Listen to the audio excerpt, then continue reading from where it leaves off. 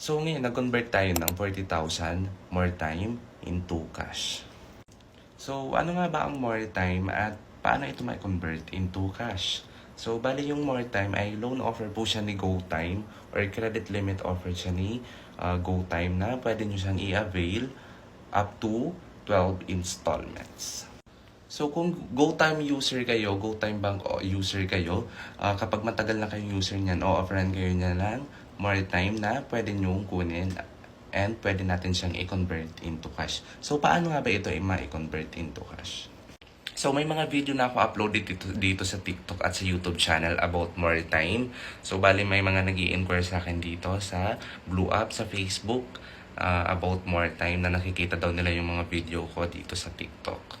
So sabi ko yung process natin ng more time is through scan QR. So kanina nag-message sa akin si ma'am na magpapakonvert daw siya ng 40,500 na more time and then sabi ko 10% ang fee natin. So bali nag-send lang ako sa kanya ng QR and then i-scan niya yan sa kanyang more time or dun sa GoTime app, dun sa more time section. So, as you can see dito sa More Time app, makikita nyo dyan may scan QR.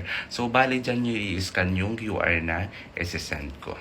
And dito sa More Time, pwede nyo sang bayaran or pwede nyo makakuha ng up to 12 installment. Pwede nyo siyang i-avail up to 12 installments.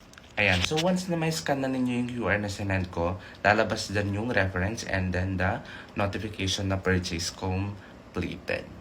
So, bali kapag na-process na yan or nag-success na, isisend nyo lang sa akin yung screenshot ng receipt and then proceed na tayo sa payment. So, yan, kapag na-process na natin and then huwag kalimutan nakikipag-video call tayo. Always video call tayo habang nag-i-scan kayo to make sure na ako yung kausap ninyo, na ako yung ka-transaction ninyo and for legitimacy na rin. So, bali, ayan, kapag hindi nag-video call tayo, hindi matatapos yung video call na hindi nyo nare-receive yung pina-convert ninyo sa akin na more time. So, yun lang. Kung may mga more time offer na kayo dyan, convert na natin yan into cash. Madali lang yung process natin. 1 to 3 minutes lang, makukuha nyo na yung cash ninyong ipina-convert. So, maganda tong gamitin si more time kasi up to 12 installment din siya. So, for more videos regarding sa more time, you can follow me on my TikTok account, Jan Lennon Paterca, and my Facebook account. Ang ating Facebook account ay may 7.9k followers and naka-meta verified po tayo or naka-blue check. May YouTube channel din po tayo. Pwede nyo po akong i-stock doon. Nandun po yung mga videos natin ng mga pay later offers and more on about more time and other pay later offers.